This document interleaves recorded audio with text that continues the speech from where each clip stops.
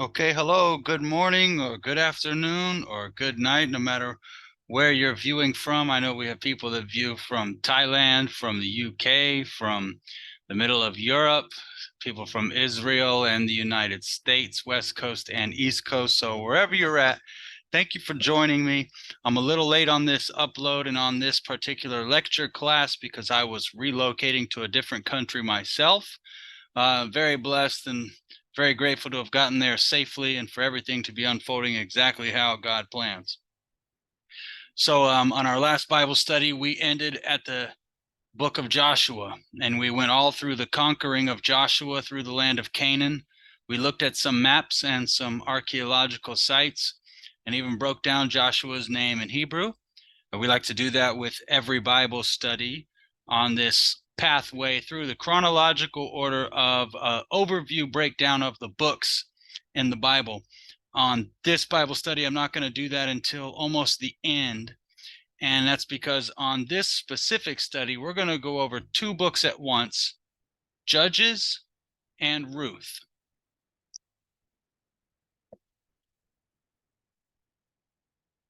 Now, the whole entire cycle of the book of Judges could really be broken down into sinning by following other gods. Then they go into a period of servitude and oppression.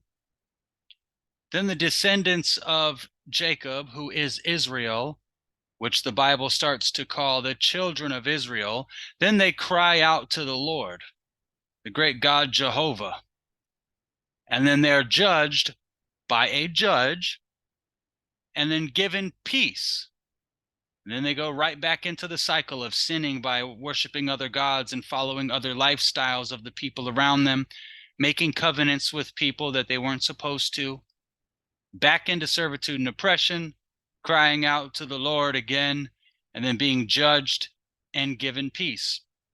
Now, if you remember from our Bible study with Moses in part 2, I believe it was part 2, his father-in-law, Jethro, sees Moses sitting up in the mountain and basically dealing with every single issue that the children of Israel have to throw at him.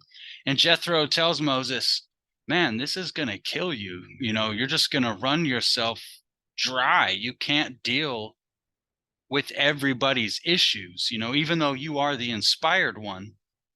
And so Jethro tells him, why don't you pick out leaders for each section of the groups, and then they can serve as commanders or judges over the groups, and then those people can report to you.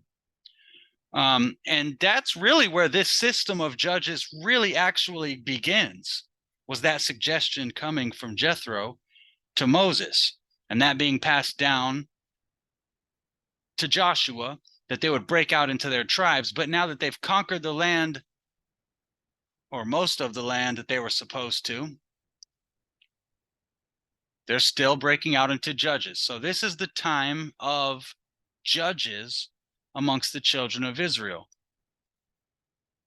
Now, in the 21st chapter, the very last verse of the whole book of Judges says, in those days, there was no king in Israel. Everyone did what was right in his own eyes. So that's really what Judges means. It's the time of Judges because there is no king in Israel. They go off of a slightly different system than the nations around them.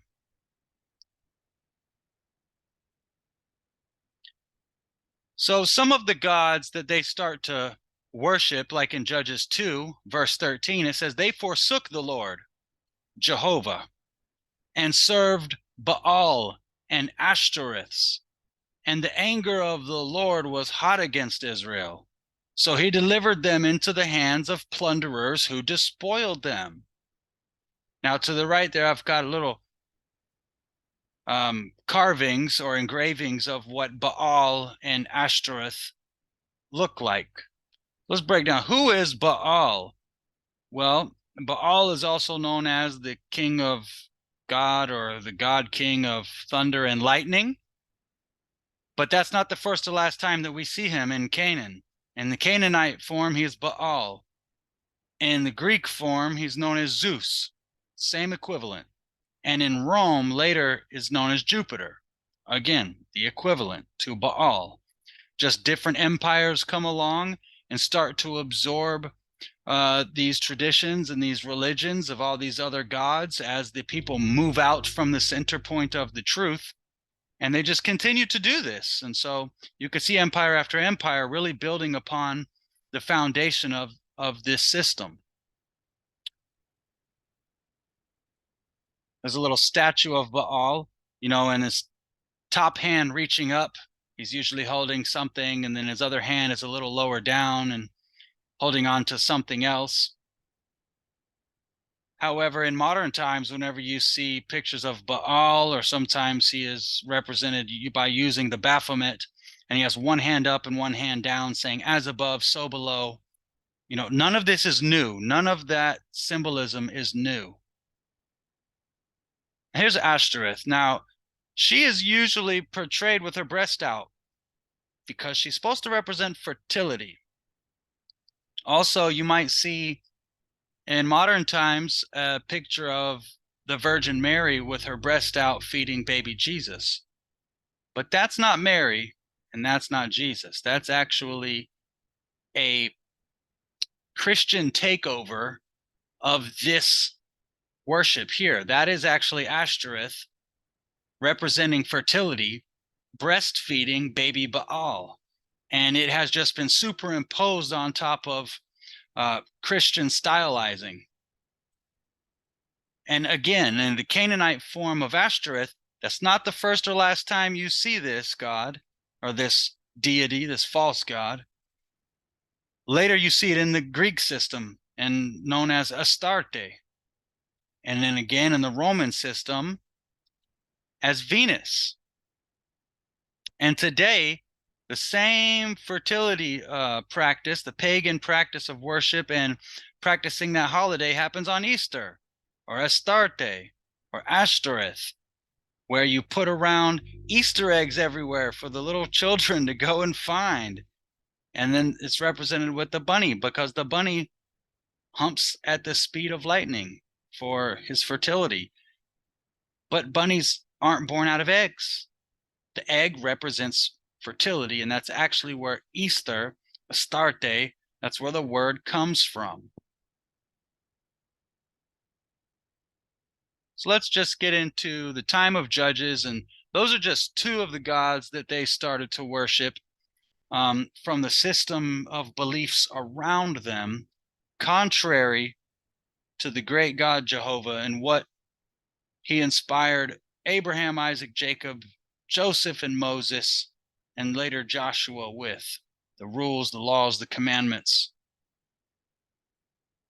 Judges 2 says, "Then the angel of the Lord came up to Gilgal, to Boshemond, and said, I led you up from Egypt and brought you to the land of which I swore to your fathers. And I said, I will never break my covenant with you. And you shall make no covenant with the inhabitants of this land. You shall tear down their altars. But you have not obeyed my voice. Why have you done this? Therefore I also said, I will not drive them out before you. So it was, when the angel of the Lord spoke these words to all the children of Israel, that the people lifted up their voices and wept." Now in Judges 3, verse 12, "And the children of Israel again did evil in the sight of the Lord." So we can see that cycle and process that we talked about in the first portion of this presentation. And that brings us to Ehud. Now, who was Ehud? Ehud was a Benjaminite. If you remember, Jacob, who is Israel, has his 12 sons. One of them was Benjamin. So Ehud is a Benjaminite. He's a left-handed man, and he makes a dagger to kill Eglon. So basically, he goes to pay tribute to Eglon. Remember those covenants they were not supposed to make with the people around them? Well, this is one of the times the people started doing that, and they got put into subjection by the people around them under King of Eglon. And so he makes a dagger and he goes to Eglon and he says, hey, I've got a secret message for you, after he was done paying tribute. And so the king brings him into the room next door and he says, all right, tell me, what's the secret message? And Ehud tells him, oh yes, I have a message for you from God. And he takes the dagger into his right hand, off of his right calf with his left hand. And in verses 21, it says, then Ehud reached with his left hand, took the dagger from his right thigh, and thrust it into his belly. Even the hilt went in after the blade, and the fat closed over the blade. For he did not draw the dagger out of his belly, and his entrails came out. It's a pretty violent moment, the death of the king of Moab. And so then after this, the cycle happens again. And Moab was subdued that day under the hand of Israel. And the land had rest for 80 years. Then in Judges 4, verse 1, when Ehud was dead, the children of Israel again did evil in the sight of the Lord. So realize this is decades at a time. It's not just like back-to-back episodes of some mythological story. This is real history that happened decades and decades spread apart of the people just not truly following the commandment of the Lord. Which brings us next to Deborah. Deborah was a prophetess, and she was the wife of Lapidoth, and she was judging Israel at that time. So at this time, Israel had a female judge, and she was a prophetess, and her name was Deborah. So Deborah goes to Barak, the son of Abinoam. He was from Kadesh, and she said to him, has the Lord God of Israel commanded to go and deploy troops at Mount Tabor and take with you 10,000 men from the sons of Naphtali and the sons of Zebulun? And against you I will deploy Sisera, the commander of Jabin's army, with his chariots and his multitude at the river of Kishon, and I will deliver him into your hand.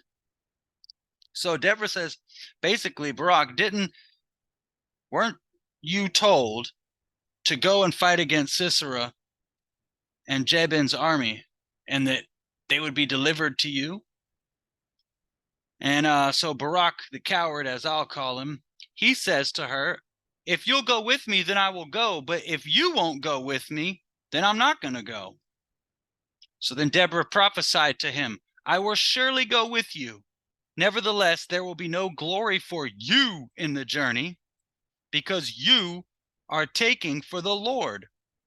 And the Lord will sell Sisera into the hand of a woman. Not talking about herself. She was talking about JL.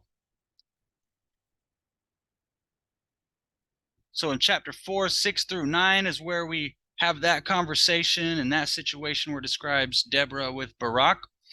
And then from 16 to 21, it starts to talk about the situation with JL and what happens. Well, they go and they slay all of Jabin's army, but Sisera escapes. And he comes to a tent of a woman who is in a landmass that he has peace with them. And so he's thinking, all right, I'm going to just shack up in this tent and I'm going to sleep off this, this battle exhaustion, and I'm going to be okay. But the Bible says that then JL, Heber's wife, took a tent peg and a hammer in her hand and went softly next to Sisera and drove the tent peg into his temple, and it went down into the ground, for he was fast asleep, and then he died. And then as Barak pursued Sisera, he walked up to the tent and found out that it was true what Deborah prophesied to him, that the Lord delivered Sisera into the hand of a woman, and Barak had no glory. Instead, JL and Deborah marched around singing this awesome song, and you can read the lyrics to the song in chapter 5 of the book of Judges. Won't go into that here, we don't have enough time.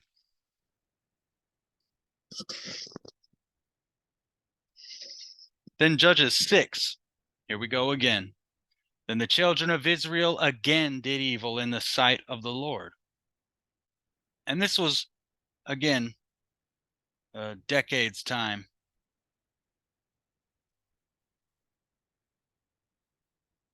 And that brings us to Gideon.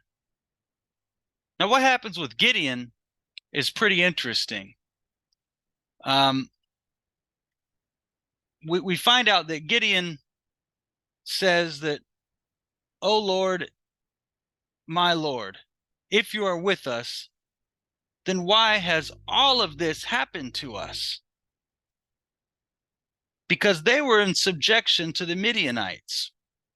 And, you know, Gideon has his questions and he has his doubts because he had heard all about the miracles that were performed in front of Moses and all of the children of Israel when they come out of Egypt and brought them into the land of the Canaanites, and the beautiful victory at Jericho. And so Gideon knows the power of God, but he's just questioning, you know, who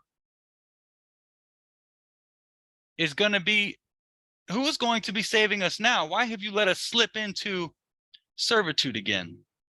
And the Lord said to him, verse 16, "Surely I will be with you, and you shall defeat the Midianites as one man." And that brings us to the point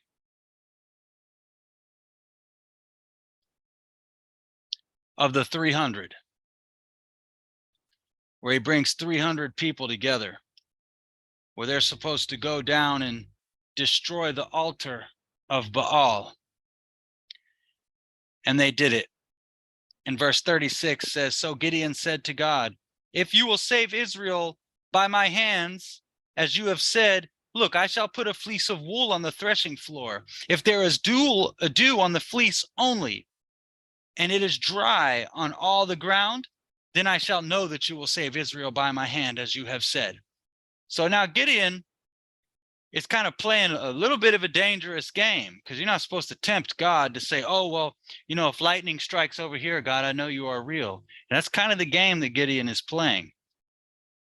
So then Gideon said to God, "Please do not be angry with me, but let me speak just once more. Let me test you, I pray, just once more with the fleece, and let it now be dry only on the fleece, but on all the ground let there be dew." So he's really playing some games, because the God of all creation, the great Jehovah, is really giving in to these tests. However, scientifically and metaphorically and physically, that it's all going down. But then the Lord said to Gideon, "The people are still too many, so bring them down to the water, and I will test them for you there. Then it will be that of whom I say to you, this one shall go with you, the same shall go with you. And of whomsoever I say to you, this one shall not go with you, the same shall not go." So basically, he's dividing people up. And then it says in verse 7 of chapter 7, "Then the Lord said to Gideon, by the 300 men who lapped, I will save you and deliver the Midianites into your hand. Let all other people go. Just let them go back to their place." And so it comes where they take their torches and they all take their trumpets and they go down and they knock over the wooden images and they knock over the altar to Baal and they destroy everything. And this is in chapters 6 through 7. And I encourage you to go do your own reading on all of this, because this is just an overview. So all these judges bringing Israel, the people of Israel, out of their decades or just a few years here and there, whichever the case may be for each for each wrongdoing and sinning of worshiping other gods, they have a judge come along. He judges them, delivers them, and then they fall right back into the same cycle. Judges 10. Then the children of Israel again did evil in the sight of the Lord, and served the gods of Syria, the gods of Sidon, the gods of Moab, the gods of the people of Ammon, and the gods of the Philistines. Then we come to a dark story about Judge Jephthah. Now, Judge Jephthah is a really good case of why you don't swear to God. You don't swear to God. In Matthew, in the New Testament, 5:34, it says, "But I say unto you, swear not at all, neither by heaven, for it's God's throne." And this is why you shouldn't swear to God. Judge Jephthah is basically in a war, and he gets the chance to earn his right as the commander over the Israelites if he will only lead them to victory. And he does. But he also makes a really interesting promise. And he says that whatever comes out of my house, he says in chapter 11, verse 30, "And Jephthah made a vow to the Lord and said, if you will indeed deliver the people of Ammon into my hands, then it will be that whatever comes out of the doors of my house to meet me, when I return in peace from the people of Ammon, shall surely be the Lord's, and I will offer it up as a burnt offering." And then once he subdued the people of Ammon, and he came back to his house in Mizpah, there was his daughter coming out to meet him. So now he's made this promise to God that he was going to sacrifice whatever came out of his house first. And there was his daughter coming out to meet him. And of course, he didn't like that. He told his daughter the promise that he made. And later in the book of Judges, she's the one who has to make him, fulfill his promise and his oath and what he swore to God. So some people even would put her down as a martyr of the faith. It's a pretty dark story. Then in Judges 15 and 16, and we see the well-known story of Samson, long-haired Samson. It says, after a while in the time of the wheat harvest, it happened that Samson visited his wife with a young goat, and he said, "Let me go into my wife, into her room." But her father would not permit him to go. Her father said, "I really thought that you thoroughly hated her. Therefore I gave her to you. Therefore I gave her to your companion. Is not her younger sister better than she? Please take her instead." And this becomes kind of like a common theme in Samson's life. He just kind of bounces from one woman to another woman to another woman. And he, in my opinion, he kind of can't get his life together. It's poor Samson. But in Joshua 23:10, Samson is the fulfillment of a little bit of a prophecy that was in Joshua 23:10, which says, "One man of you shall chase out 1,000, for the Lord your God is he who fights for you as he promised you." Oh, so one man shall chase out 1,000, for the Lord your God is he who fights for you. Well, that's exactly what Samson does. Samson also gets taken captive by the Philistines because of a woman. He's bouncing from woman to woman, remember? And she basically sells him upstream. She cuts his hair off.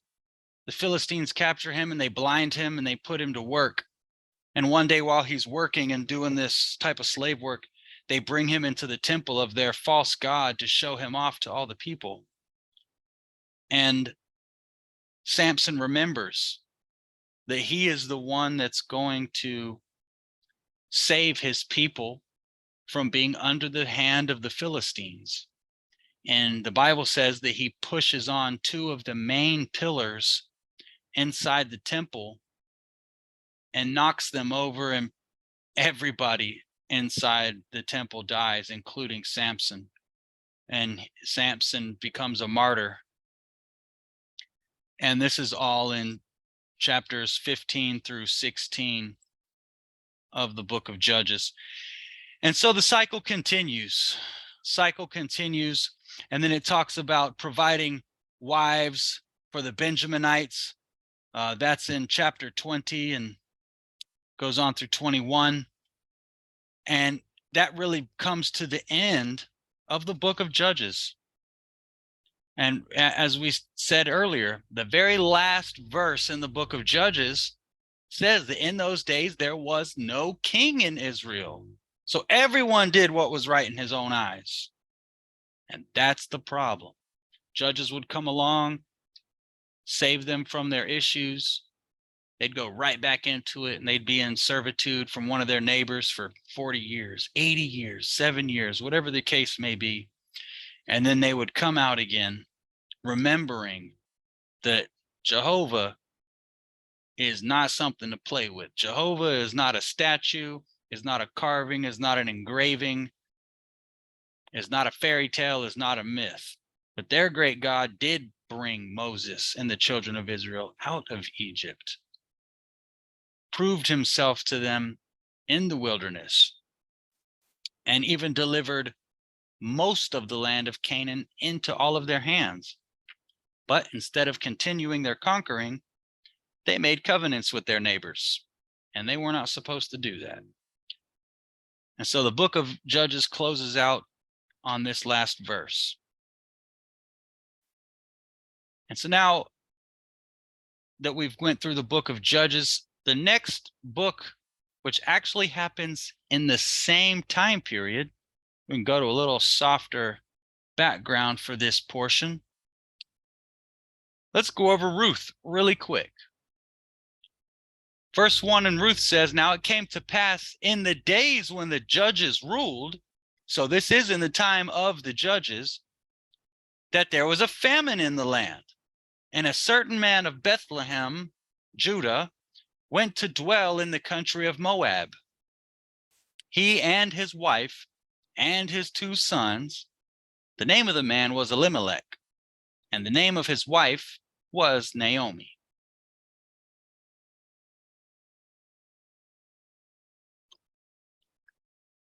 Now this is where we're going to get down to breaking down a name, or breaking down a Hebrew word to find out what's in it and what is it going to tell us about this name.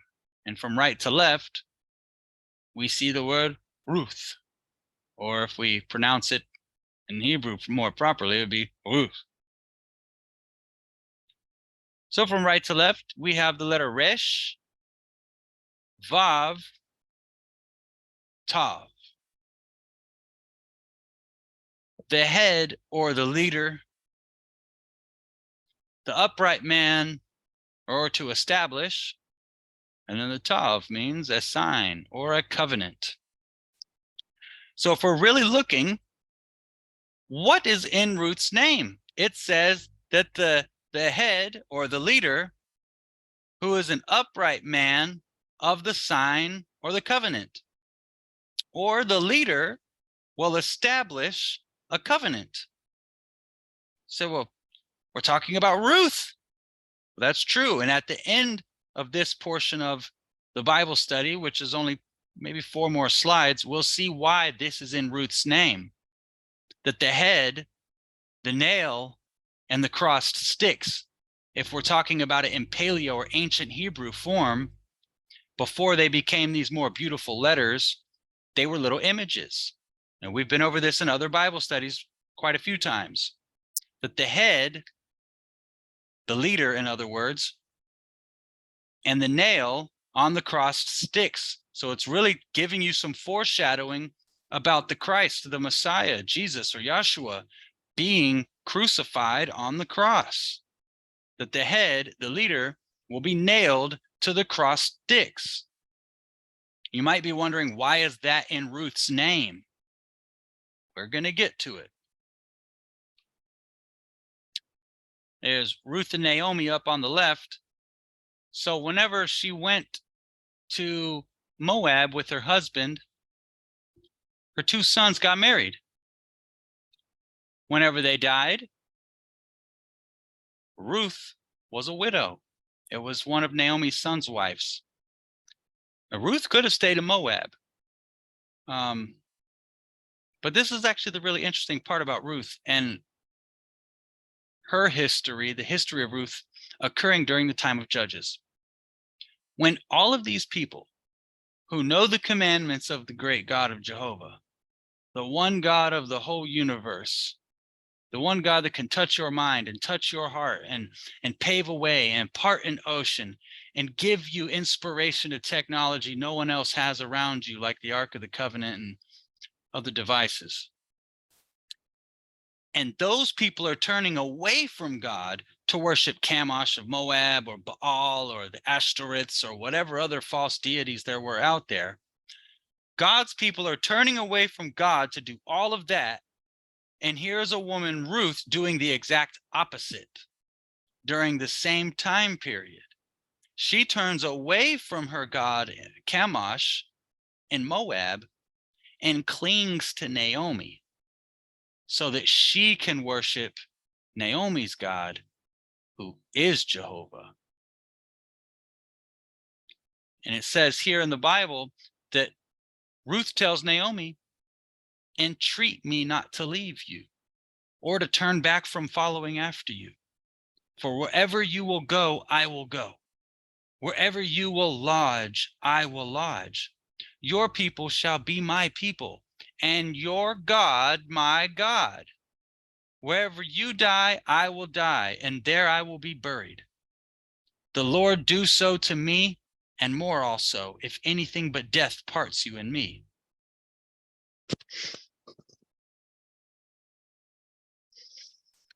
And so the Bible talks about how Ruth meets Boaz.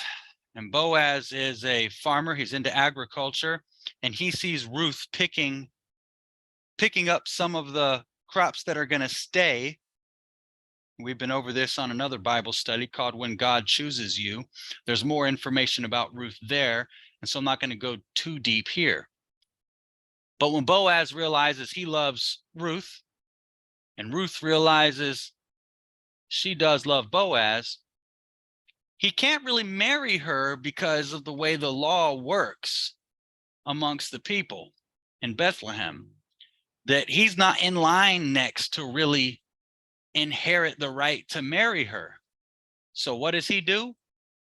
He buys all of the property that's necessary to make him entitled to marry Ruth. And that's where we haven't had that happen on a Bible study yet. That's okay. I know what it says. That here we see that Boaz demonstrates the ancient Israeli tradition of taking off your shoe to confirm all things, basically the signing of a contract.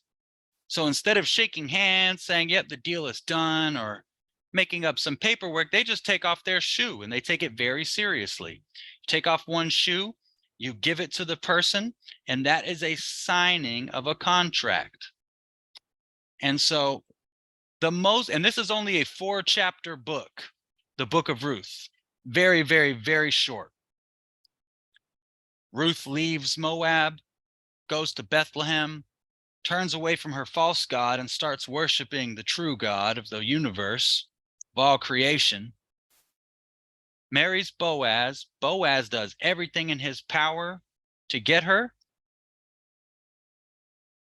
And this is what's so important about the book of Ruth. Not only that she is contrary to the rest of the people, she's running to God instead of away from God.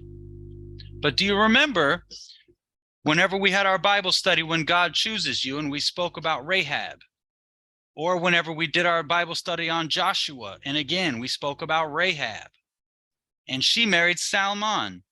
Well, I went over in both of those that Salmon and Rahab, they are the parents of Boaz.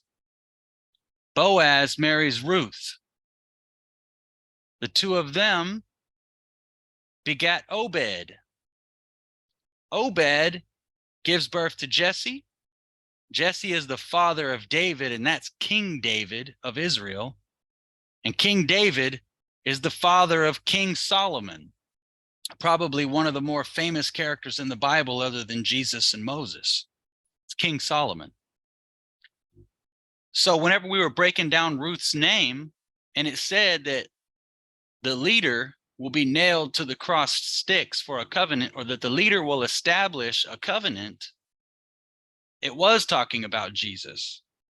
Because through Ruth, we get Obed, who has Jesse, who has David, who has Solomon, and this is the line of people that Jesus comes from.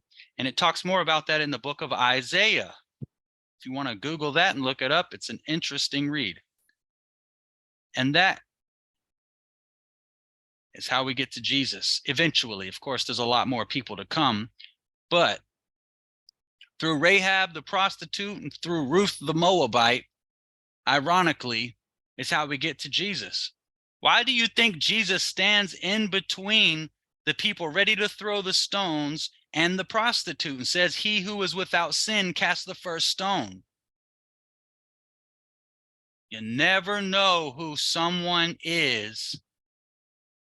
So be careful trying to damn somebody, curse somebody, speak negative about somebody. You should even pray for your enemies, because you don't know who they're going to eventually be. You don't know what their life or even what your life's purpose is. So be very careful with yourself and with the other people around you. And that, ladies and gentlemen, concludes the Bible study of Judges and Ruth.